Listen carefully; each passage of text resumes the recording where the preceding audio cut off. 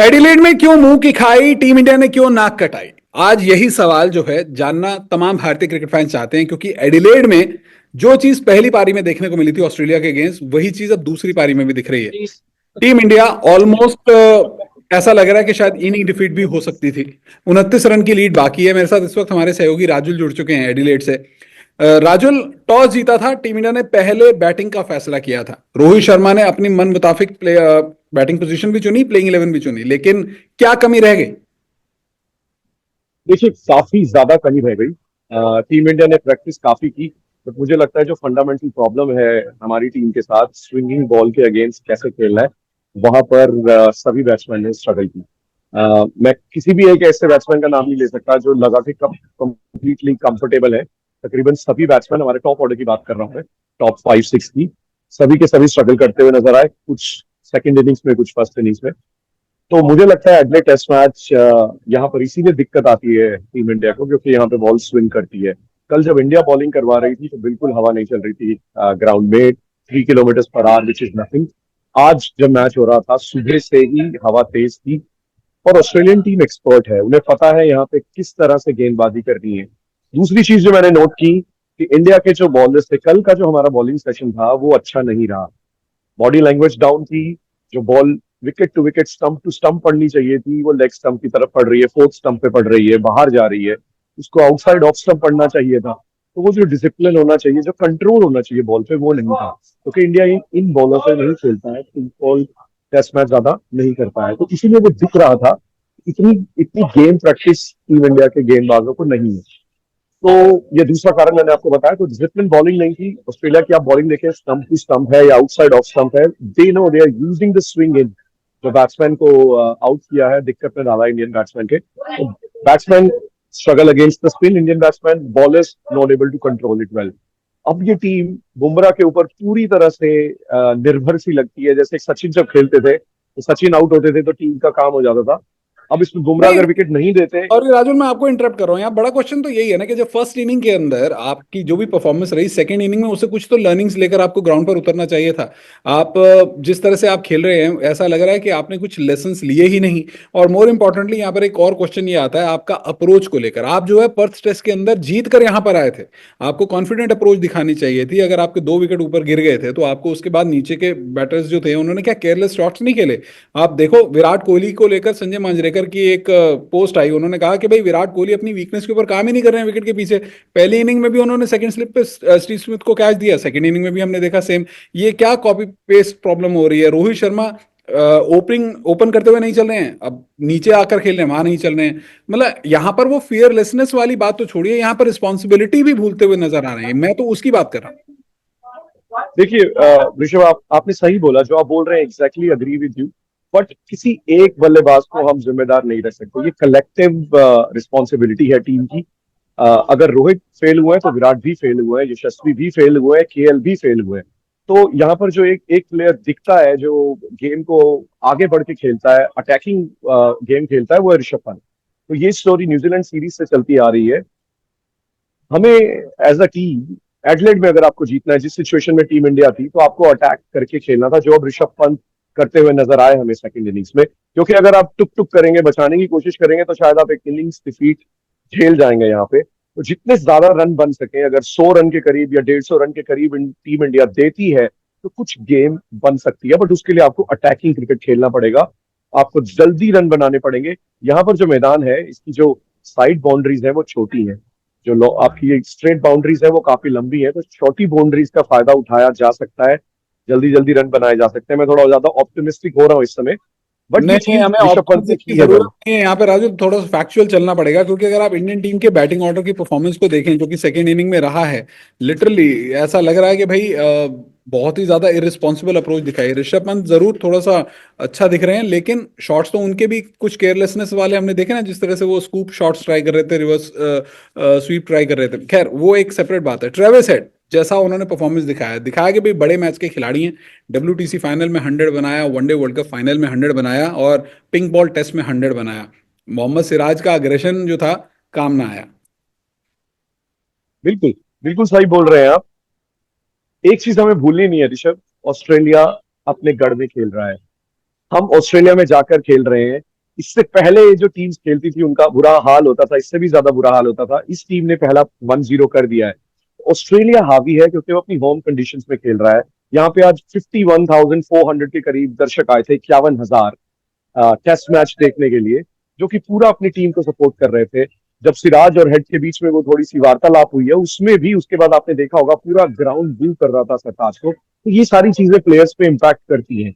Indian crowd थी, but Indian crowd 15,000 के करीब थी। 51,000 में से 15,000 बहुत शेयर कर रहे थे, बट एक बड़ा नंबर है। ऑस्ट्रेलिया में मैं हमेशा बोलता आया हूँ, जो क्राउड होती है वो साइकोलॉजिकल प्लेयर्स के दिमाग पे इम्पैक्ट करती है, अपनी टीम के साथ खेलती है।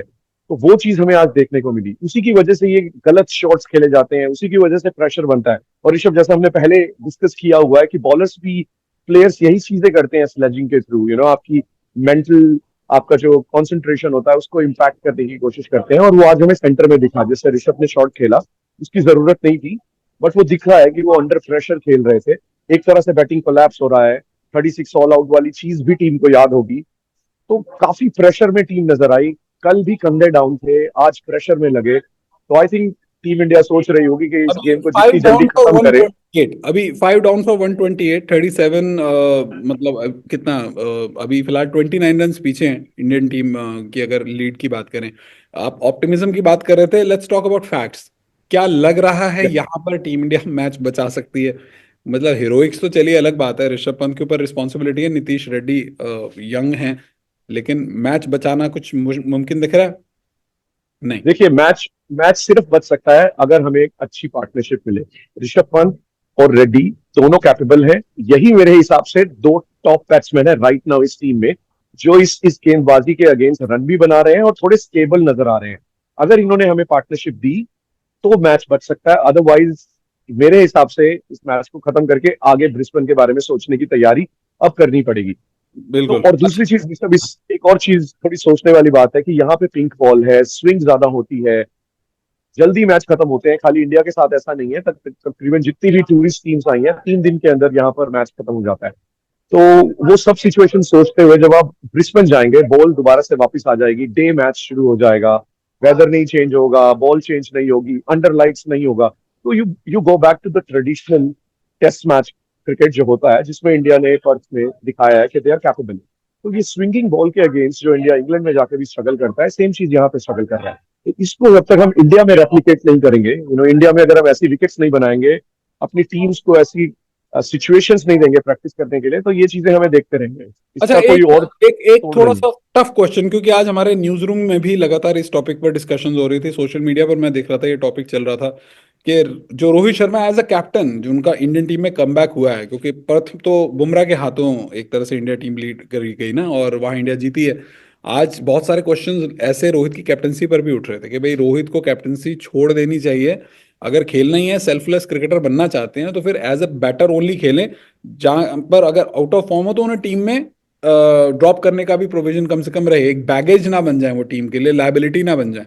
और ये चीज़ हमने पास्ट में देखी है, MS धोनी ने 2014-15 जो BGT थी उसमें बीच सीरीज में अपने आप अपनी कैप्टनसी छोड़ के विराट को हैंड ओवर की थी। क्या ये मतलब, हालांकि ज्यादा हो जाएगा, लेकिन फिर भी लग रहा है कि रोहित जो है वो थोड़े से अंडर कॉन्फिडेंस नजर आ रहे हैं एज अ कैप्टन। जो प्रेस बॉक्स के अंदर क्या एटमॉस्फेयर था, आपकी तो क्रिकेटर्स वहां पर आते रहते हैं, उनका क्या कहना है? देखिए, रोहित के लिए सीधा इस मैच में आना और खेलना मुश्किल था। ये सभी लोग बोल रहे थे, प्रेस बॉक्स में भी बोल रहे थे, और हमने देखा है। एकदम से आना, पिंक बॉल टेस्ट मैच में खेलना, स्विंग बॉल को खेलना बहुत मुश्किल है।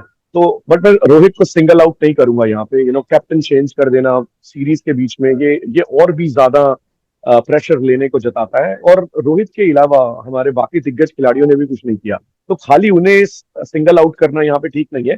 बट एक चीज जो आज डिस्कशन चल रही थी प्रेस बॉक्स के अंदर, वो ये थी कि ऐसा लग नहीं रहा है कि टीम कुछ क्रिएट कर रही है, टीम वेट कर रही थी कुछ होने का। जो विराट की कप्तानी में हमें दिखता था कि वो कोशिश करते थे कि कुछ किया जाए, रादर देन वेट करें कि कुछ हो और उसके बाद हम आगे कुछ करें। हो सकता है हमें वो चीजें ना पता चल रही हो जो ग्राउंड पे हो रही थी, बट बाहर जैसे हम देख रहे थे मैदान में, तो लग रहा था कि टीम वेट कर रही थी कि कुछ हो, रादर देन क्रिएट करे सिचुएशन। तो गेम थोड़ा ड्रिफ्ट हो रही थी। कल तो हमें डेफिनेटली ये देखने को मिला, कंधे डाउन थे, और वो जो कल एक्स्ट्रा रन दिए हैं टीम इंडिया ने, वो आज हमें भारी पड़े हैं। अगर कल 50-60 रन कम दिए गए होते और विकेट ज्यादा ली गई होती, तो ये मैच अभी बैलेंस में होता। और शायद वो जो तो दो यही, कैचेस आज ट्रेविस हेड की छूटी, पहले मोहम्मद सिराज चली वो टफ कैच थी, लेकिन ऋषभ पंत की एक जेन्युइन विकेट कीपर की मतलब रेगुलर कैच कही जा सकती है। जब वो कैच छूटी तो तीन चार मेरे साथ जो मेरे रिपोर्टर्स फ्रेंड बैठे थे उन्होंने बोला कि मैच छूट गया इंडिया के हाथ से। और मैं मानता हूं वो कैच बहुत इंपॉर्टेंट थी उस टाइम पे, क्योंकि उसके बाद उन्होंने काफी रन बनाए हैं। और ये टेस्ट मैच स्पेशली एडलेड में प्रेशर का गेम है। आप राइट टाइम पे विकेट लें, प्रेशर बनाए, थिंग्स विल मूव प्रॉपरली। अब आई थिंक हमें बात ऋषभ ज्यादा ये करनी चाहिए कि जो प्रेशर बन गया है टीम इंडिया के ऊपर, क्योंकि लग रहा है टीम इंडिया प्रेशर के अंडर खेल रही है। जो ऋषभ ने शॉट खेला, जिस तरह से कैचें छूट रही है, बॉडी लैंग्वेज ठीक नहीं है, इसको कैसे हटा के हम आगे बढ़े। ऑस्ट्रेलिया ने जो किया है, उनके पास 9 दिन थे इस सिचुएशन से बाहर आने के लिए। उन्होंने प्रैक्टिस की, उन्हें पता था वो एक टफ सिचुएशन में जा रहे हैं, उनका रिकॉर्ड अच्छा है और दे केम बैक गुड। अगर ये 1-1 हो जाता है, उसके बाद हमारे पास ज्यादा दिन नहीं है ब्रिस्बेन के लिए, जस्ट 2 दिन मिलेंगे टीम को। उसमें आपको रिकवर बैक करना है, आपको ये सारी नेगेटिविटी छोड़नी है, प्रेशर के हटाकर आगे 3 मैचेस हैं, एक नई सीरीज की तरह इसको लें। तो उसमें देखना होगा कि कोचिंग स्टाफ और टीम इंडिया के जो लेजेंड्स चलिए हैं वो वन कैसे लास्ट अपने एक्सपीरियंस को यूज करते हैं और बाहर आते हैं इस प्रेशर सिचुएशन से। चलिए one last question. Indian team first inning 180 all out, second inning 128 बने हैं। अगर हम बहुत उम्मीद कर भी लें तो चलिए मान लिया कि इंडिया 250 प्लस बना देती है, और अभी भी 29 रन्स का ऑलरेडी ऑस्ट्रेलिया से इंडिया जो है पीछे चल रही है। तो कल मैच खत्म हो जाएगा सेकंड सेशन तक। लग रहा है इतना इतना स्कोर सफिशिएंट नहीं है, क्योंकि अगर ऑस्ट्रेलिया को इतने ही रन बनाने हैं तो वो काफी फास्ट अटैकिंग क्रिकेट खेलेगा। आई थिंक मिनिमम 150 रन का हमें टारगेट देना पड़ेगा ऑस्ट्रेलिया को, if we want a game out of it. अगर थोड़ी देर इसको खींचना है तो 150 से नीचे अगर ऑस्ट्रेलिया का है टारगेट, तो बिल्कुल प्रेशर नहीं बनता उनके ऊपर। अगर आप क्विक विकेट्स ले भी लेते हैं, ऑस्ट्रेलियन जो बैटिंग लाइनअप है वो काफी डीप तक जाती है, कमिंस भी काफी तगड़ी फाइट देते हैं। तो आई थिंक मिनिमम 150 रन चाहिए टीम इंडिया को, अगर उनको इस गेम में थोड़ा भी बने रहना है। बिल्कुल। अदरवाइज ये पहले सेशन या 1.5 सेशन तक गेम खत्म हो सकती है। और ये चीज इंडियन जो लोअर ऑर्डर है उसको भी ध्यान रखना होगा। इस बार जो है इंडिया के प्लेइंग 11 के अंदर आर अश्विन है, वो थोड़ी बैटिंग कर सकते हैं। वाशिंगटन सुंदर नहीं है, उनको उनकी बैटिंग को इंडियन टीम मिस करेगी, देखना होगा। अब हमारे पास में हर्षित राणा है, हमारे पास में अश्विन है, थोड़ा बहुत बुमराह और सिराज की उम्मीदें हैं। तो मतलब कितना रहता है, लेट्स सी कि कल तक मैच कैसा रहता है। बहुत बहुत शुक्रिया राजू हमारे साथ जुड़ने के लिए। कुछ और अपडेट्स अगर आपके वहां से मौजूद कुछ हों तो दे सकते हैं आप। कल का वेदर कैसा रहेगा, हवा है या फिर कुछ बादल बादल कल कुछ? कल का वेदर बिल्कुल आज के वेदर की तरह रहेगा, क्लियर होगा डे। तो मॉर्निंग के टाइम पे बैटिंग करना काफी आसान होगा, ट्वाइलाइट सेशन के अंदर दिक्कत आएगी। तो इसीलिए इस गेम में टेक्निकलिटीज बहुत ज्यादा जरूरी है। अगर इंडिया जल्दी रन बनाता है, 150 रन की लीड का मतलब है एक 180 रन और बनाने हैं टीम इंडिया को। तो अगर वो 2 सेशन टिक जाते हैं तो इतने रन बन जाएंगे। जिस स्पीड से टीम इंडिया खेलती है, अगर 2 सेशन बैटिंग कर लेते हैं तो इतने रन बन जाएंगे। और उसके बाद आएगा ट्वाइलाइट सेशन। उसके अंदर अगर ऑस्ट्रेलिया की क्विक विकेट्स ली जाती है और अगर बाद में स्पिन अश्विन की यूज की जाती है तो गेम बन सकती है। बट चलिए आपको 2 सेशन बैटिंग करनी है, जिस तरह से बैटिंग चल रही है टीम इंडिया की, जिस तरह के शॉट्स लग रहे हैं, जैसे प्रेशर में लग रहे हैं, दो सेशन काफी यानी बड़ा। लगभग 55 overs, a tough task ahead. Anyways देखते हैं कल क्या होता बहुत। है। बहुत बहुत शुक्रिया। उम्मीद करते हैं इंडिया जीते या हारे, लेकिन फाइट जरूर मैदान पर दिखाए। बहुत बहुत शुक्रिया। Thank you. थैंक्स।